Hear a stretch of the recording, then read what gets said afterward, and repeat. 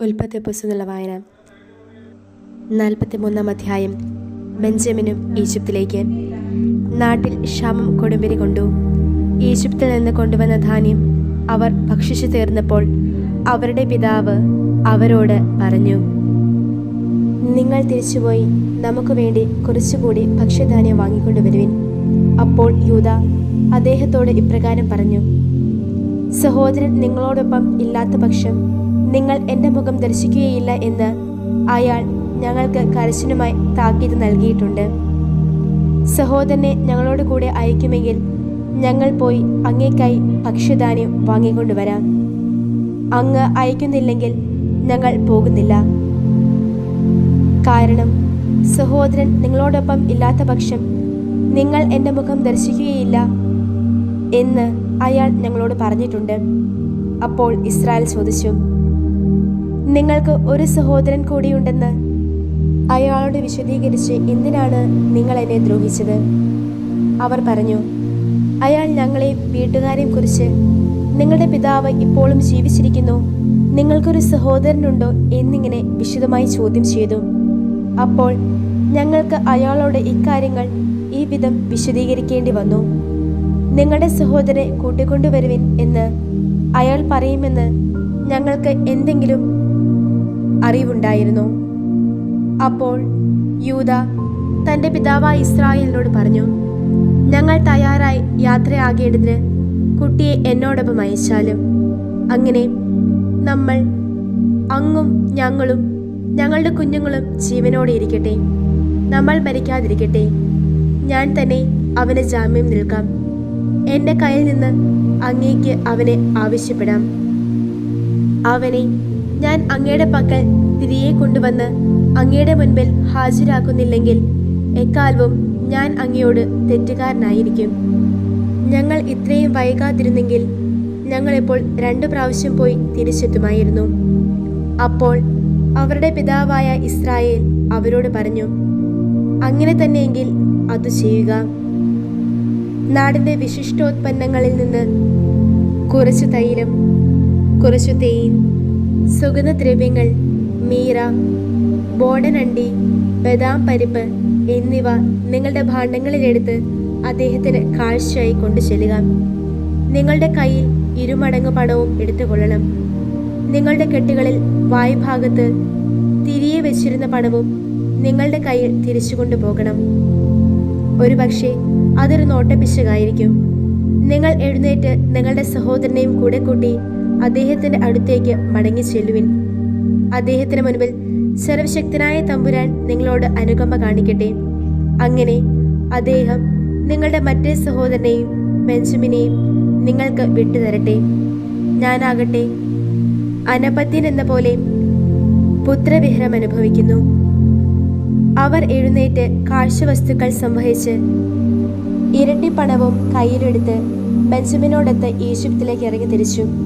അവർ ജോസഫിന് മുൻപിൽ സന്നിഹിതരായി. ജോസഫ് ബെഞ്ചമിനെ അവരുടെ കൂടെ കണ്ടു. അപ്പോൾ അവൻ തൻ്റെ വീട്ടുകാര്യസ്ഥനോട് പറഞ്ഞു, ഈ ആളുകളെ വീട്ടിലേക്ക് കൊണ്ടുപോകുവിൻ. ഒരു മൃഗത്തെ കൊന്ന് തയ്യാറാക്കുവിൻ.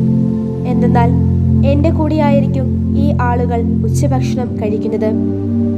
ജോസഫ് പറഞ്ഞ പോലെ അയാൾ ചെയ്തു. അയാൾ ആ ആളുകളെ ജോസഫിൻ്റെ വീട്ടിലേക്ക് കൊണ്ടുപോയി.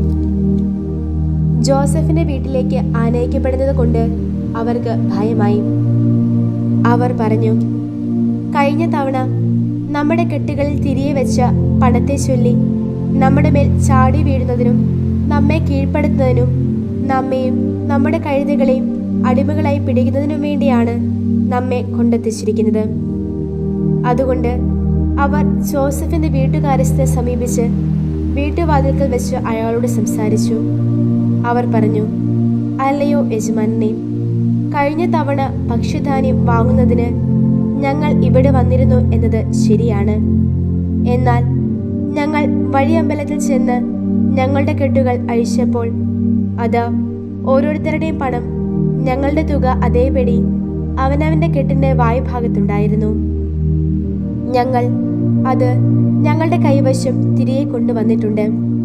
ഭക്ഷ്യധാന്യം വാങ്ങാൻ വേറെ പണവും ഞങ്ങളുടെ കൈവശം കരുതിയിട്ടുണ്ട്. പണം ഞങ്ങളുടെ കെട്ടുകൾ തിരികെ വെച്ചത് ആരെന്ന് ഞങ്ങൾക്കറിഞ്ഞുകൂടാം. അപ്പോൾ അയാൾ പറഞ്ഞു, നിങ്ങൾക്ക് സമാധാനം, നിങ്ങൾ ഭയപ്പെടേണ്ട.